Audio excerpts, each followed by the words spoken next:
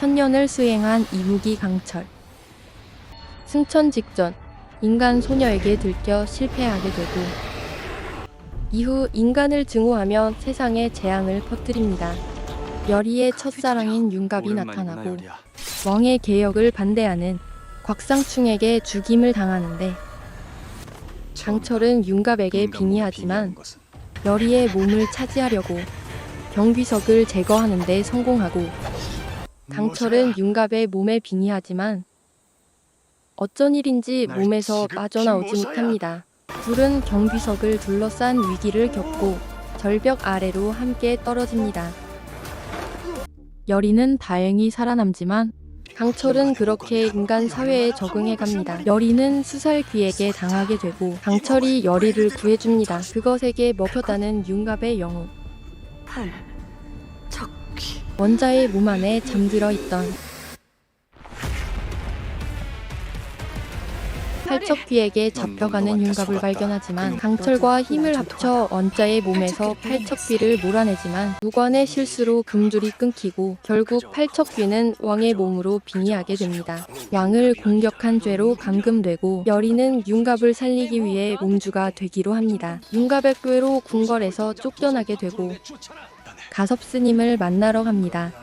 영인대군은 팔척귀에게 먹히고 마는데 그렇게 두 사람은 가섭스님을 만나고 넙덕 할머니의 무구를 손에 넣습니다. 할머니가 여리에게 무구를 남긴 이유 역시 단순한 감정이 아닌 팔척귀를 끝내기 위한 예지였을지도 모르죠.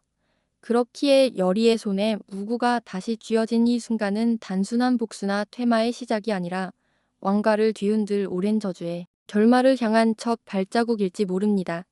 그 순간 여리의 손에 쥔 그것은 단순한 도구가 아니었습니다.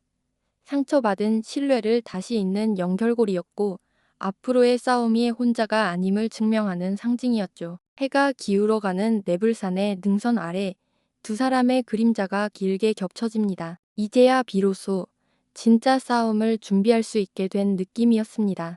묵묵히 언제나처럼 여리는 문득 호랑이와 마주치던 순간 죽음의 공포가 온몸을 휘감을 때 갑자기 하늘에서 떨어진 번개.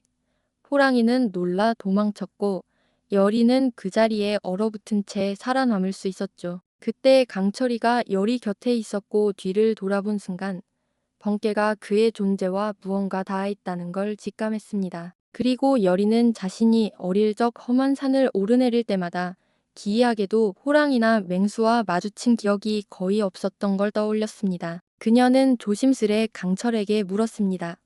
혹시 예전에 내가 산 다닐 때 그때마다 날 지켜준 게 너였던 거야? 강철이는 멋쩍어 하며 되물었습니다.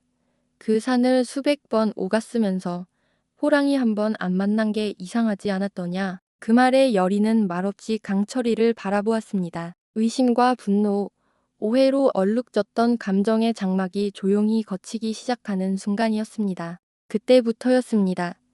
여리는 강철이란 존재를 믿어도 될 것 같다는 생각을 처음으로 품게 된 건, 그리고 그 믿음은 곧 하나의 상징으로 이어졌습니다. 강철이는 조용히 손을 뻗어 여리의 손가락에 옥 가락지를 끼워 주었습니다. 강철이는 낮은 목소리로 말했습니다. 의식부터 준비하거라. 내가 너의 든든한 뒷배가 되어줄 것이다. 그렇게 몸주가 된 여리, 몸주신이 된 강철. 그 순간 무언가 묵직하게 가슴 깊이 박혔습니다. 단순한 말 이상의 다짐. 그리고 그 가락지는 강철이의 말처럼 여리를 위한 약속이자 두 존재를 하나로 묶는 상징이었습니다. 이로써 이들은 진정한 의미의 공조를 시작하게 된 것 같아요. 이제야 두 사람은 진심으로 서로를 믿기 시작했습니다. 상처 위에 싹튼 신뢰는 쉽게 부서지지 않을 겁니다. 팔척귀를 막아야 한다는 절박함. 그러나 그 뒤엔 더 음습한 욕망이 도사리고 있었습니다. 특히 풍산. 그는 단순한 무당이 아니었죠. 데비마마는 풍산에게 보자기에 곱게 싼 물건을 건넸습니다. 그것은 바로 영인대군이 입던 속적삼이었죠. 그리고 데비가 말합니다. 이건 영인이 입던 속적삼이다. 귀신을 쫓는 복병을 하거라. 그 귀신, 팔척귀가 우리 아이의 털끝 하나도 건드리지 못하도록 말이다. 그녀의 음성엔 두려움이 서려 있었습니다. 다시는 13년 전 그 역겨운 냄새와 그 두려움을 느끼고 싶지 않아 했어요. 겉으론 영인대군을 지키기 위한 것이었지만 실상은 그 아이가 다음 타겟이 될 수도 있다는 왕가 내부의 불안을 드러낸 장면이었습니다. 풍사는 그 자리에서 조용히 속적삼을 받았고 마치 대비의 말을 듣기 싫다는 듯 혼잣말처럼 내뱉었습니다. 계집년하고는 큰일은 도무 못하겠구먼. 그 말은 풍산이 애초에 대비를 자신의 도구로 이용하려다 뜻대로 되지 않자 이제는 독단적으로 음모를 꾸미려는 의도가 있었음을 암시했습니다. 그는 자신만의 방식으로 팔척귀와 더 깊은 연결을 통해 더 큰 목적을 향해 나아가고자 했던 것이죠. 그리고 그가 기도하던 그 땅에서 속적삼이 불길에 휩싸이며 호련히 타올랐을 때 풍사는 천지장군이 노하셨다며 두려움에 떨었어요. 바로 그 장면. 그가 모시는 천지장군은 다름 아닌 팔척귀일 가능성이 높습니다. 풍사는 팔척귀와 일심동체로 연결된 자, 그를 천지장군이라 부르며 숭배하고 팔척귀의 회복과 완전한 부활을 돕기 위해 영인대군이라는 새로운 희생양까지 준비한 자, 사람들이 만든 괴물, 욕망이 불러낸 귀신, 그리고 그 귀신을 신으로 떠받드는 또 다른 인간. 귀궁의 진짜 공포는 바로 그런 인간의 얼굴을 한 귀신들일지 모릅니다. 겉으로 보기엔 꽉 이정은 열의와 강철에게 의지하며 팔척귀를 막기 위한 공조를 제안한 듯 보입니다.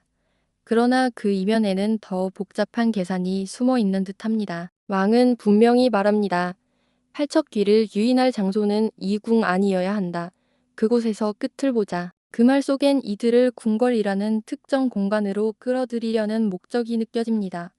궁궐은 그가 통제 가능한 공간이며 필요하다면 이들을 희생양으로 삼아도 좋을 만큼의 이중적인 의도를 품고 있을 가능성도 있습니다. 강철은 이무기, 인간이 아닌 존재, 왕에게 있어선 언제든 통제 불가능한 존재이자 위험 요소입니다.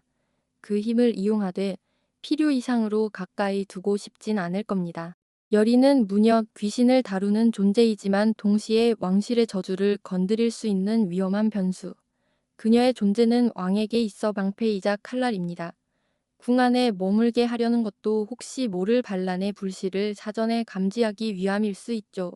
왕은 아마도 여리와 강철을 통해 팔척귀를 봉인하거나 소멸시키는 결과를 원하고 있지만 그 과정에서 누가 살아남을지는 중요하지 않을지도 모릅니다. 그리고 마침내 여리는 왕의 부름을 받습니다.